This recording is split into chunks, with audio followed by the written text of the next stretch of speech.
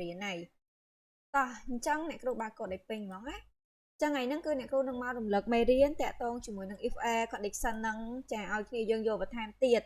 hai nè kêu ở tại xe cô xả đa mấy tiệt tê để xả cho dương riêng đó là lớn nó dương riêng đó bẹ cả đá mày riêng hai thì program mình á chẳng nè kêu ở tại xe xả đa mùi mùi ai khi dương mơ tẹt tọ tiệt tê nè kêu bây giờ cô lăng lặng vinh tham mạch bàn việc kịch phở bạn nâng mạch bàn vi trần trắng á cha nè ní cái chi cầu hay ní cái chi lùm hạt đây nè kêu nâng mau bây giờ khi dương ấy nâng vì riêng tôi chết ta sẽ không tha từng khi mơ khơi nhé nó khi này khổ nạn chết chở ta mơ khơi nhọt mơ lùm hạt nâng khơi nhọt từng khi khơi này vì đá Khơi nè. ok chàng trắng nè lùm hạt á cứ kê ở cho sự xe code ai kê phải cho là tập hợp đôi chia code ném chu thì vái prai hay cái prap dương tiệt cái prap để ta thay dương tiệt ta lấy đi vì tôi pay cho từng khi chẳng nè chăm ở đấy chăm này cụ tôi bây giờ bị code một đòn tiệt á chẳng cái min code để ta thay in ném chỉ string chu thì vái in prai cái ao dương bạc chỉ đọc ball của bạn dương flow của bạn này total đọc ball của bạn flow của bạn chẳng bờ sân chỉ prai dương bạc chỉ float total dương thử vô float nàyแบบนั้นนะเนี่ยครูตัวให้ยังเนี่ยติดสันต่อจังประตอบเกมีนโคดแนมชูที่ใบปลายหายเนี่ยขยันเกี่ยเอายังมาตะลุมหันอากาศแรงปะออปติมวยบ้านไหนปะออปติปีเนี่ยครูอัดกายเอาอยู่วิสุทธิ์ขึ้นเนี่ยจังcái phépยังไปยังติงอ่ะวันนั่งปีมาดัลลาร์ดับไปเจ้าดับเพียrồiปีดับดัลมาไพ่ไปเจ้ามาไพ่เพียrồiปีมาไพ่ดาว$30ไปเจ้า30เพียrồiปี30ดอ40ไปเจ้า40เพียrồiปี40ดอ50ไปเจ้า50เพียrồiปี50ดอ60ไปเจ้า60เพียrồi nângปี$60ล้างtừ lờกับปี60ล้างเลอคือไปเจ้า70เพียrồiต่างออกยังthời từ dây cột trắng này khổ tự ba cột anh mờ trắng nghĩa step ti mùi kê phép dân tha kê miến code name string chu thì vái prai kéo dân bạc và đại bồ này cứ miền này thành trang ai chắc từng khi vô viết một với chia và đại bồ trong ti mùi này cứu tăng để ta thay integer cứ code hay được chu thì vái con này cứu vô end đôi kia trong bờ sân chỉ để ta thay vì end đôi kia này cứu vô thì nhé bạc và đại bồ tầm mùi chùm mũi kia tầm là gì nó hai mũi tiết tại tôi mũi cha nam kéo dân vô string ta đó khi riêng đó là C programming và các chỉ cha hai mình nghiệp chẳng nào hai niệm prai từng ở kia cứ cái phép dân thay vô đọc bỏ lên môn nắng á nhưng vô đọc bỏ tạm kê tới chân miền prai miền total hai discount nâng payment ấy cứ nè kêu bạc các thay luôn ai tệ nè kêu bạc các luôn ai thay tệ đừng hát giận miền ao giờ nghỉ và ta dân thử tập bạc ca của ấy đam bay sắc xa lại khăn pe krao pe đại dươngไป cho ta lại mán phía rồi chắc dân thử bong lôi ấy kê bằng mán này chắc á bây giờ ọt bạc ca máu tê dương có chỉ hộ ta lại để thử bong ấy kê nó khơi tê chắc discount rate này cứ miền này tha đầm lái pe discount pe cho ta lại hát nó sao ta lại màn hay payment này cứ chia ta lại để thử bong phải nòn như đây tha pe để discount hói dân đỏ đây dân vô lại đa đỏ ta lại discount nâng tới chắc dân thử bong tập này hết cứ dân tăng việc đại payment chắc cái lạnh chỉ nói ti mũi đi cái lạnh tăng và đại bộ nắng to ăn hay rồi nở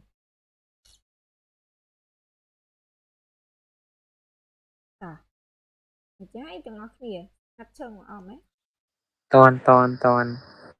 ok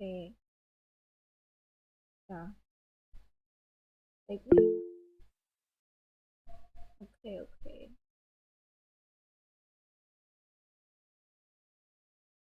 và cái skin này câu tay thì nó kia ở bên mặt skin này thử ខើនគ្រូ chà chạy kia lại hoang đô la và đây con hà ly vật tay mà dày ok à cho nó ti mùi năng nghĩa cho nó nhẹ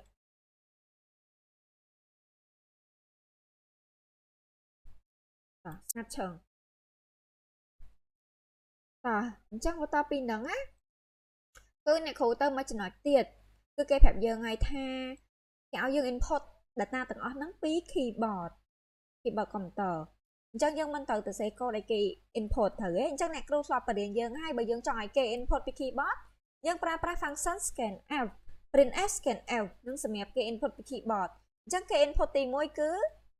code នេះអ្នកគ្រូប្រកាសហ្នឹងណាអញ្ចឹងយើងប្រើប្រាស់ភាគរយ D ដោយសារតែ data type របស់យើងគឺ integer អូខេហើយបន្តមកទៀតគឺ input ផ្នែក name អញ្ចឹងផ្នែក name នេះอย่างเงี้ยអ្នកគ្រូប្រើ scan out អ្នកគ្រូអត់ប្រើ fget get chai អ្នកគ្រូប្រើប្រាស់ code នេះអ្នកគ្រូប្រើប្រាស់ code ហ្នឹងគឺដើម្បីឲ្យគេ input ឈ្មោះបានហើយអាច input ដក clear បានទៀតអញ្ចឹងអ្នកគ្រូអត់ប្រើ function fget get chai ទេអ្នកគ្រូប្រើតែ code មួយហ្នឹងទេតែទាំងអស់គ្នាអាចប្រើ fget get chai ក៏បានដែរអត់អីទេណា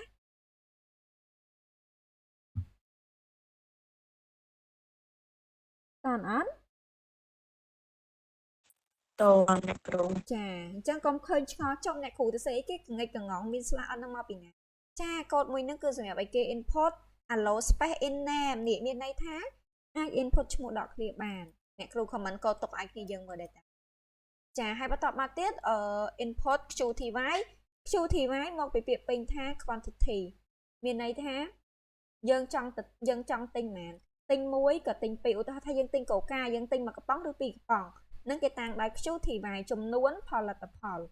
បន្តមកទៀតគឺប្រាយអញ្ចឹងប្រាយយើងដឹងហើយគឺជាតម្លៃ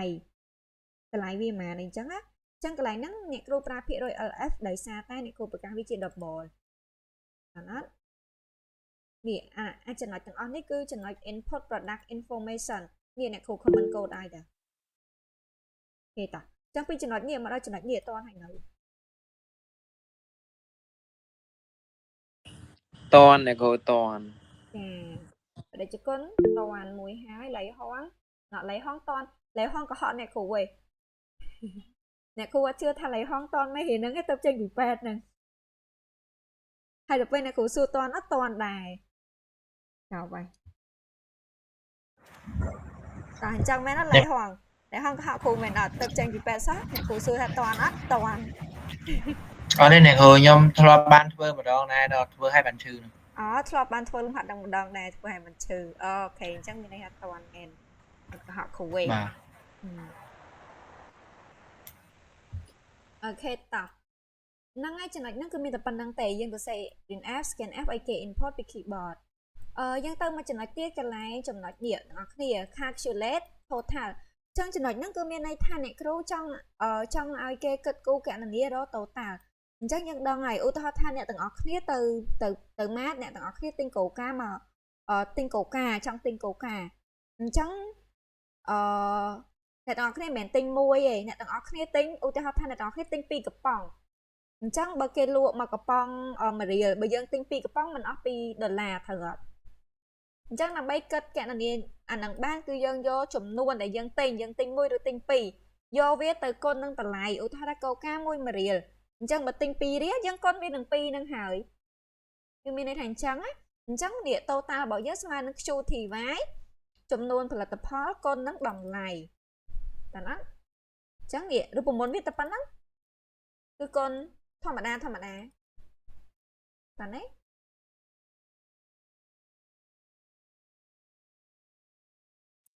តនអ្នកគ្រូតាកូនសាប់ផ្សេងទៀតតាណា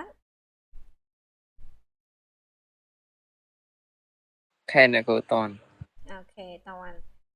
អ្នកគ្រូឃើញគេស្ងាត់អត់ទៅមកច័ន្ទគីមកនិយាយតអ្នកគ្រូអត់ច័ន្ទគីឲ្យដុល្លារឲ្យឆាលីឲ្យវតៃស្ងាត់ឈឹងតោះយើងតន់យើងអត់អាចវយបានយើងនេះអ្នកគ្រូប្រាប់ឲ្យចុចឡើងទៀតបែបហ្នឹងណាអត់មានស្ងាត់ឈឹងទៅបាត់ចឹងទេចាប់បាយហើយអត់លឿងតនអ្នកគ្រូតហ្នឹងហើយតោះអញ្ចឹងចំពោះចំណុចហ្នឹងហើយយើងទៅមកចំណុចទៀតដោយសារលំហាត់យើងអត់ទាន់អស់ទេអញ្ចឹងទៅមកចំណុចទៀតកន្លែងអ្នកគ្រូនេះអ្នកគ្រូ comment ថា estimate discount rate អញ្ចឹងមានន័យថាគិតគូរ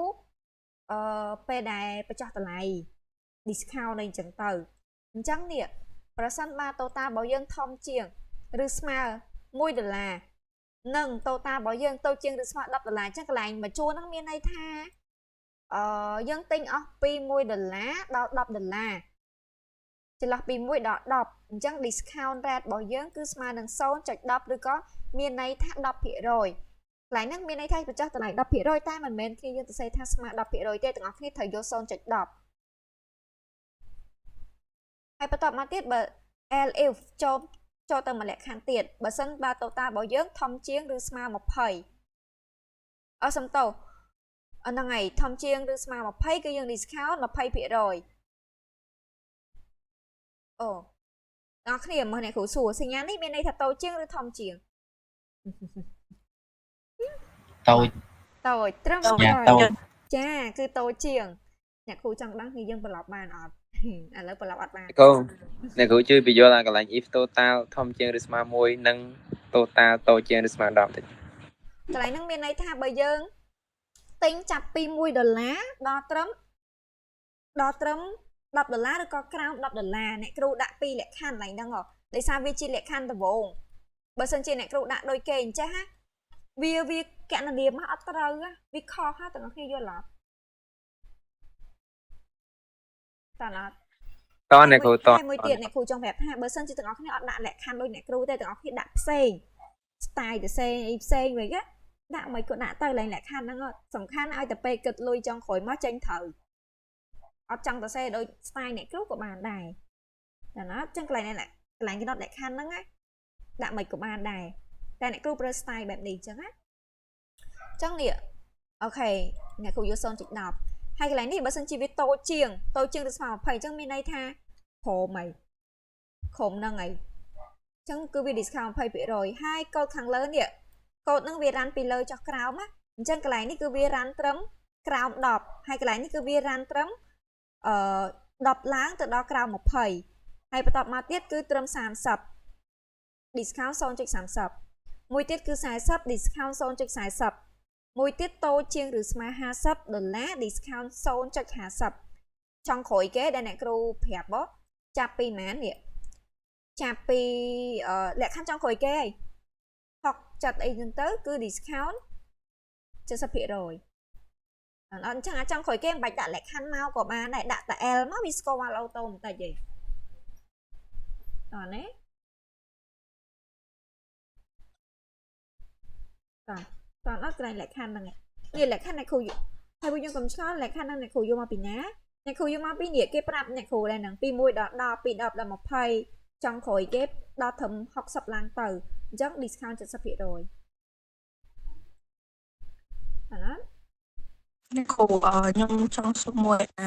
total ហ្នឹងដូចជាថាយើងទិញអស់$10អញ្ចឹងគេ discount 10%ចឹងត្រូវអ្នកគ្រូហ្នឹងហើយចាគឺមានន័យអញ្ចឹងយល់ហើយក្រោមបើកន្លែងនេះមានន័យថាពី1រៀលដល់ក្រោម10រៀលដល់ត្រឹម10រៀលសំទោសពី1រៀលដល់10រៀលអញ្ចឹងគេ discount 10% តែអ្នកគ្រូយក 0.10 ចាំអ្នកគ្រូប្រាប់ថាម៉េចបានឡើងហ្នឹងអ្នកគ្រូយក 0.10 ណាចាអូខេចឹងឡើងហ្នឹងយើងយកលេខត្រូវអត់អ្នកគ្រូយកមកពីប្រធានលំហាត់ទេណាឡើងហ្នឹង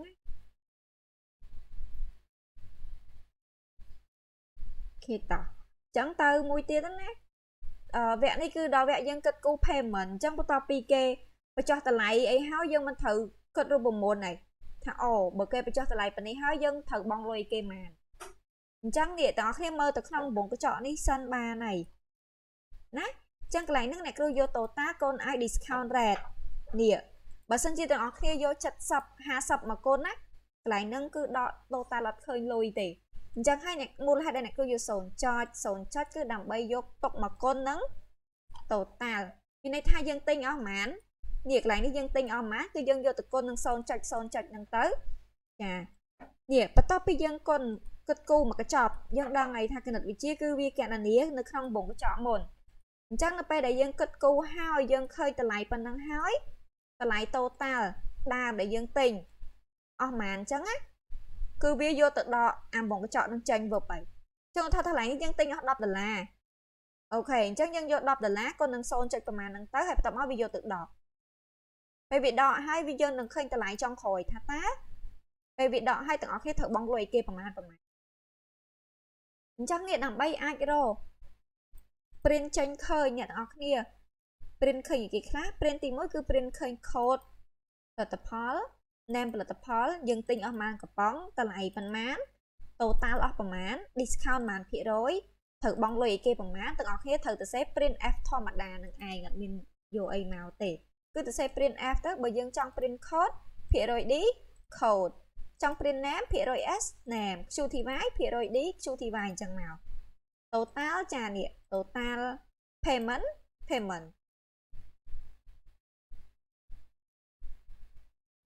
នេះទាំងអស់គ្នាកន្លែងនេះហ៎កន្លែងនេះ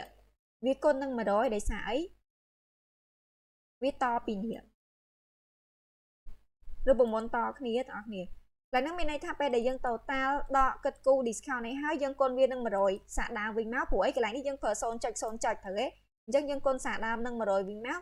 អញ្ចឹងអ្នកគ្រូគុណដើម្បីអីអ្នកគ្រូគុណដើម្បីរលុយថាចង់ក្រោយត្រូវបង់ឲ្យគេមក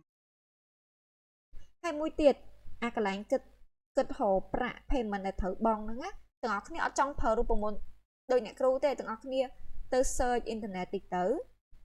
តើរូបមន្តម្ចាស់តម្លៃក្នុងគណិតវិទ្យាគេយកអីគុណអីចែកអីបានឃើញលុយត្រូវបង់អញ្ចឹងគ្នាយើងការរៀនទី12គ្នាយើងឆ្លងកាត់អានឹងឆ្អែតហើយអ្នកគ្រូអត់រំលឹកឲ្យវិញទេទៅឆែកមើលទៅបើសិនជាអត់ចង់ប្រើរូបមន្តដោយអ្នកគ្រូវា2តង់នេះវាគិត payment 1តង់ហើយដល់កន្លែងនេះត្រូវគុណនឹង100វិញទៀតអញ្ចឹងវា2តង់បើសិនជាចង់ប្រើតែ1តង់គេមានគេធ្វើមិនអញ្ចឹងទៅឆែកមើលទៅអញ្ចឹងប្រើរូបមន្តផ្សេងពីអ្នកគ្រូក៏បានឲ្យទៅចេញលុយត្រូវ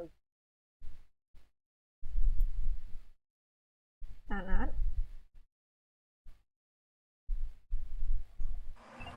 តអ្នកគ្រូអូខេហើយវាមានកូដមួយទៀតដូចជាអ្នកគ្រូតម្លាក់ក្នុងក្រុមដែរគ្នាយើងបត់ច្បាស់ទេអាចទៅមើលវីដេអូមួយណានៅក្នុងថ្នាក់វីដេអូហ្នឹងអ្នកគ្រូធ្វើលំហាត់ហ្នឹងណាប៉ុន្តែអ្នកគ្រូបញ្យល់កូដផ្សេងហើយដាក់លក្ខខណ្ឌផ្សេងហើយលក្ខខណ្ឌផ្សេងហ្នឹងក៏ទាំងអស់គ្នាអាចនឹងឆាប់យល់ដែរទាំងអស់គ្នាទៅមើលវីដេអូមួយនេះដូចជាអ្នកគ្រូកែលំហាត់ហ្នឹងពី3ដងពី3ដងកែលើកទី1អ្នកគ្រូប្រើរូបមន្តនេះកែលើកទី2អ្នកគ្រូប្រើរូបមន្តនេះអញ្ចឹងទាំងអស់គ្នាទៅមើលទៅទាំងអស់គ្នាគិតថាអាចមើលយល់រូបមន្តមួយណាចាមើលរូបមន្តចាំតិចអ្នកគ្រូឆែកមើលតិចសិនដូចជាលំហាត់ហ្នឹងឯងនេះទាំងអស់គ្នានេះទាំងគ្នាទៅមើលអានេះហើយក៏លោអាហ្នឹងស្រួលយល់ជាងណាតើអត់អាចទៅមើលអាហ្នឹងបានបើសិនជាមើលឥឡូវហ្នឹងអត់យល់នេះអ្នកគ្រូទៅសេ style ថ្មីមួយទៀតចឹងទៅតែដូចតែគ្នាហ្នឹងទាំងអស់គ្នាតោះឥឡូវយើងទៅរ៉ានមើលទៅរ៉ានកូដមើលសិនអញ្ចឹងមានវីដេអូ2ឲ្យមើលវីដេអូនេះយល់ទៅមើលវីដេអូមួយទៀតនៅក្នុងថ្នាក់ក៏លោមើលយល់អញ្ចឹងណាអូខេតោះលេខកូដអ្នកគ្រូយកកូកាឈ្មោះ qty អ្នកគ្រូយក3កំប៉ុងមួយកំប៉ុង2រៀលចុះតោះអញ្ចឹងតម្លៃអ្នកគ្រូដាក់មួយកំប៉ុង2រៀលអូខេតើអញ្ចឹង enter មកនេះគឺវាប្រាប់យើងហើយ